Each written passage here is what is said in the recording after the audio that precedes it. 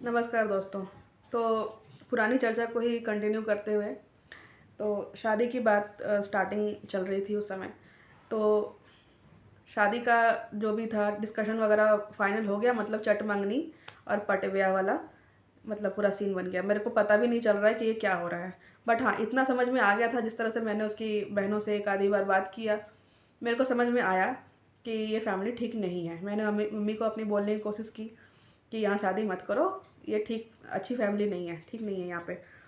But जाहिर सी बात है, हर बार की तरह मेरी बात को इग्नोर कर दिया गया। ठीक है, तो जनवरी का शादी का डेट फिक्स हुआ। अब पता चल रहा है कि इसकी बहन ने मना मना करवा दिया। ठीक है, कि शादी अभी नहीं करना है। तो मैंने पूछा भाई क्या बात है, क्यों? तो कहता है कि जनवरी 24 जनवरी को शायद इसकी माँ का बरखी होता है। ठीक है, अब हमें ये तो पता था कि इसकी माँ का डेथ हो गया है, लेकिन ये नहीं पता था कि कौन सा डेट में हुआ है।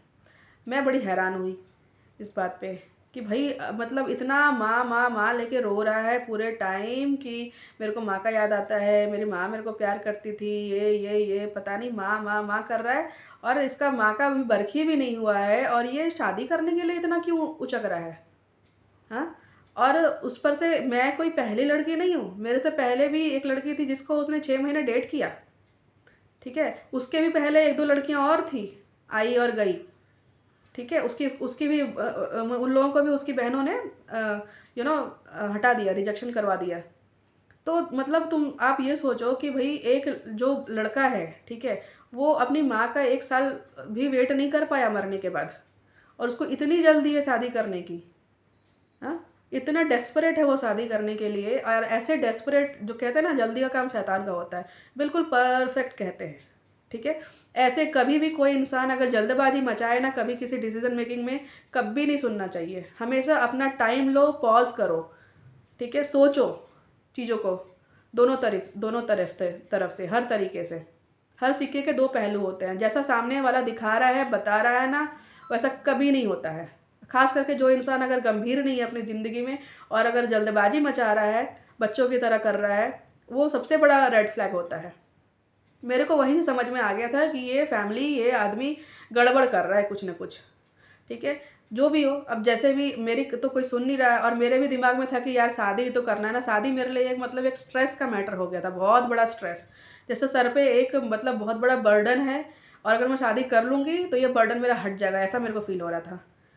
तो मेरे को भी लगा चलो ठीक है यार, कभी ना कभी तो करना ही है, इससे नहीं तो उससे, किसी ना, मेरा कोई लव मैरिज तो है नहीं कि मैं इससे प्यार करती हूँ उसका इंतज़ार करूँगी। मेरे को तो, मेरे पास कोई ऑप्शन नहीं है, जो ऑप्शन मिल रहा है, और माँ बाप भी सर पे चढ़े हुए हैं, ये भी आदमी सर पे चढ़ रहा है, शादी करो शादी करो, तो कर लिया मैंने। ठीक है, फरवरी का डेट मिला, फरवरी में शादी हो गया जी। अच्छा, अब शादी के बाद फिर नाटक शुरू।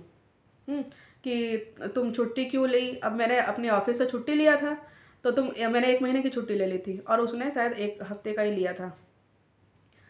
तो तुम ये सब करती हो, इतना कौन करता है, प्रोफ़ेशनल होना चाहिए। ठीक है, और इस बीच में अब मेरे को इतने लोगों का, इतना इसका बड़ा फ़ैमिली, 5-5 बहन है, ठीक है, बाप है, जो भी है, बहुत बड़ा फ़ैमिली था। अब मेरे को, मैं अकेले रहती थी, मेरे को अकेले का ही खाना बनाने का हैबिट था।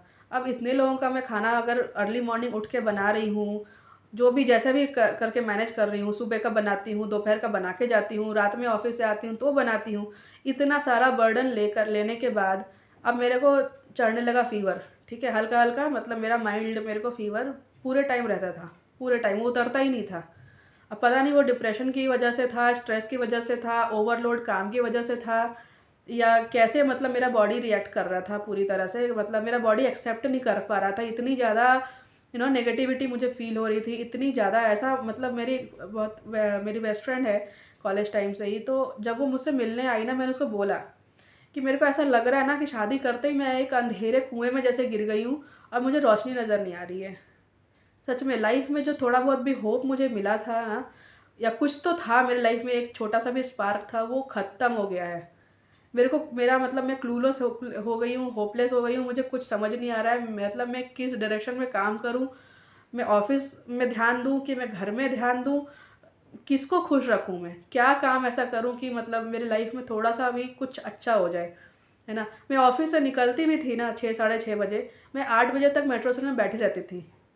मेट्रो मेरे सामने आता था, जाता था, मैं मेट्रो लेती नहीं थी, ठीक है। कई बार मेरा मन करता था कि गुड़गांव बस अड्डा के पास था मेरा ऑफिस, गुड़गांव बस अड्डे पे जाके मैं बैठ जाती थी, यार किसी खाली बस में बैठ के ना कहीं चली जाती हूँ मैं।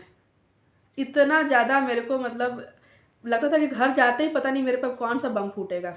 घर जाते ही मेरे पे उसकी बहन जो है मतलब खर्चा पानी लेके चढ़ जाती थी। रोज़ कुछ ना कुछ मैटर, रोज़ कुछ ना कुछ मैटर, मतलब समझ ही नहीं आता था कि मैंने ऐसा क्या कर दिया है।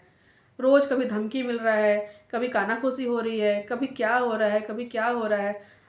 मतलब अभी तक तो ये था कि चलो कम से कम मेरे पापा ख़राब हैं, ठीक है, वो मेरे को मार-पीट करते हैं, ठीक है। लेकिन अब जो है ना, अब ये मार-पीट भी हो रहा है और उससे भी बदतर चीज़ें हो रही है, जिसकी मुझे कोई हैबिट या कुछ अंदाज़ा ही नहीं चल रहा है कि ये सब क्या हो रहा है, मतलब मैंने कर क्या दिया है ऐसा।